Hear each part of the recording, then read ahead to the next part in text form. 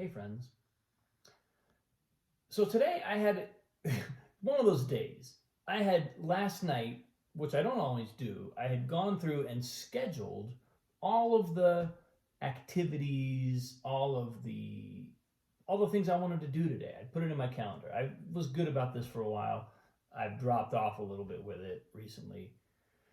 And I'm kind of coming back to it because, even if it's something as simple as meditate, if it's not on my calendar and I am in the kind of habit of just letting one thing lead to another, I often don't get to some of what feel like the most important things.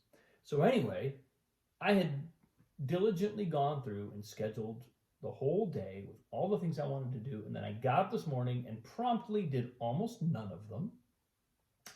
Partly because I got a call from my wife, and she was going to attend a citizenship swearing in ceremony for a friend of hers, of ours. And it's a colleague who sort of used to work there, now has moved on, but still a close connection. And I thought, and she was kind of inviting me to go along. She said, "Do you want to come with to this?" And I thought, well, I could probably fit it in before the first block of things that I've scheduled, kicks off. So I went, and of course that didn't happen. It completely torpedoed my day. But it was amazing. It was totally worth it. It was, I had never been to a citizenship ceremony like this, and I had heard, in some ways I had heard almost more horror stories about them than good stories. But this one, the judge who presided was incredibly charismatic and funny, and just made the whole thing feel like a real experience, and was quite emotional too about the work, about how he understood his role in this process of basically granting citizenship to a group of 150 some people, and then the room was just packed with friends and family of the folks who were becoming citizens. And then they had a young man speak who was clearly a phenom. I think I forget what his exact title is, but he's like works just under the Attorney General of the United States. He's responsible for all law enforcement in New Mexico. It was a really, clearly he's like, he's a wunderkind. And he also had a really wonderful and heartwarming and inspiring story about his parents coming over as immigrants. And so he again kind of understood his role in this process in a way that was very touching. And the thing that made me so happy that I had gone was that, in addition to just the kind of power of a moment like that, which was really cool to be around, I hadn't really done that before, but there was also something that the judge, the presiding judge, said about, he was saying it towards the end, after everybody had stood up and they recited this pledge they have to take to become citizens, and so the process was kind of complete. But he added, as an addendum, he said, one of the most important things you can do is vote. And then he talked about why voting is so significant, and how we can't let anyone ever convince us that voting is not important, that our votes won't be counted properly, that voting is the cornerstone of how we change our country. And then he said, this country is not perfect, and this country has never been perfect, and who knows whether it ever will be perfect, but voting is how we raise our voice. It's how we do our part to nudge things in the direction that we think we want to see them go. And something about that was very touching, because I imagined being someone who is not a citizen of this country, and in the pledge they have to take, there's a kind of forswearing any previous allegiances. It's like you have to declare that you're no longer a subject of any other foreign power or entity, and you have no allegiance to any other king or administration or sovereignty. There's this whole long thing about how you kind of have to just, like, you're cutting ties. Now everybody knows some people have dual citizenship, but like on paper, at least in that moment, you're declaring that you're cutting ties with any other nation. And so I thought it was just really nice to acknowledge that the country's not perfect, and that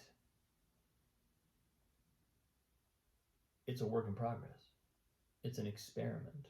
It's a project. And funny enough, I had, just as I sat down, I watched the people walk in with flags, right? Uniformed officers there, walk in with flags. They got rifles. This is all in like a ballroom at a hotel or at a conference center.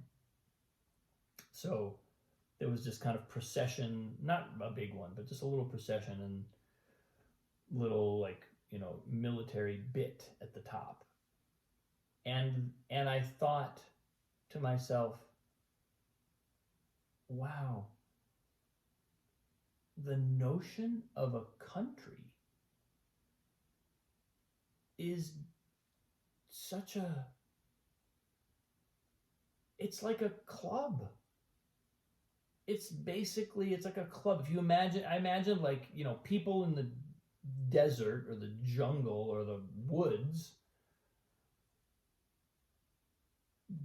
from like primordial time, right? Like not primordial time, but like thousands of years of human history before civilization, right? Human beings running around, evolving into what we are now,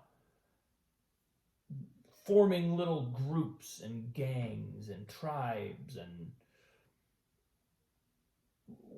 just banding together in whatever way we can. And then that process of human community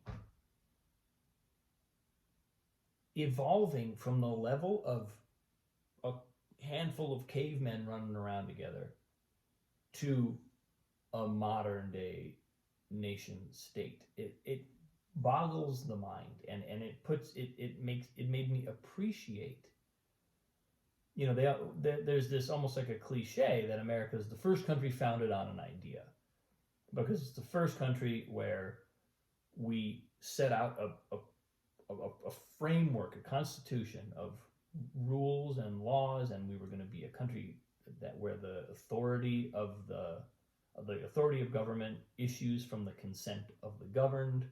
There's a lot of this. There's a lot of ways in which we were a unique emergence in human social organization.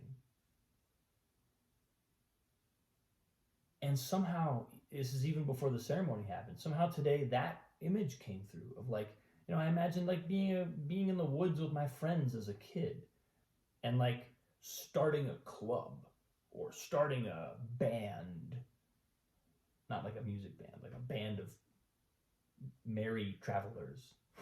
I don't know, like starting these in our case, sort of arbitrary or sort of very rudimentary clubs,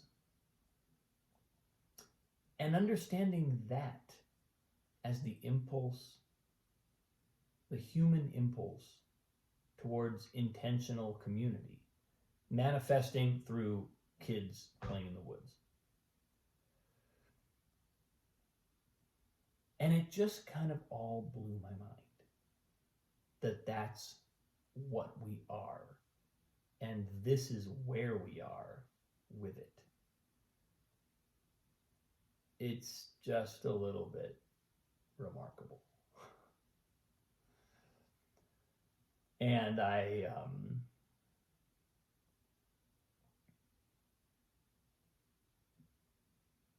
was really glad that I blew off my entire calendar to have this experience and to be invited into this process in the life of a friend. I'd never seen this before.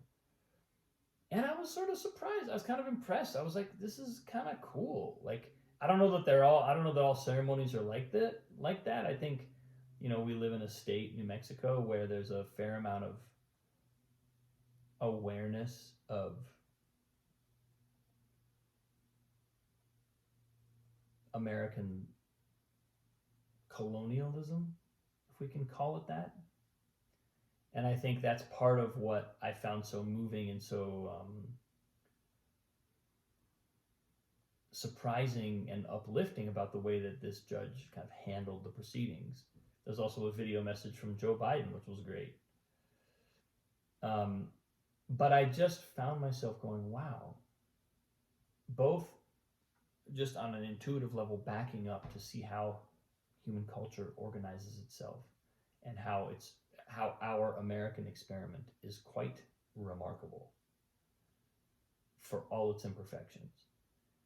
And then to witness a bunch of folks deciding to become citizens from every country you can imagine, 154 people, 44 countries.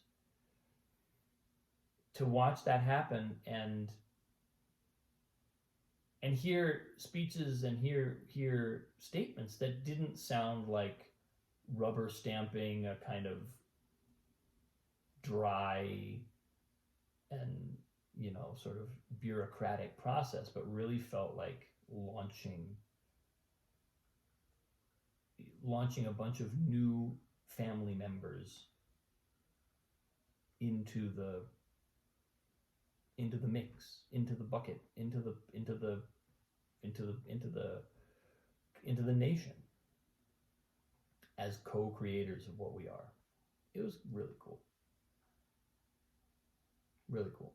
So that's how I derailed my day. For all the right reasons, with a really great outcome. So that's where I am today, people. I appreciate you. Thanks for watching. Have a great day. I'll see you soon.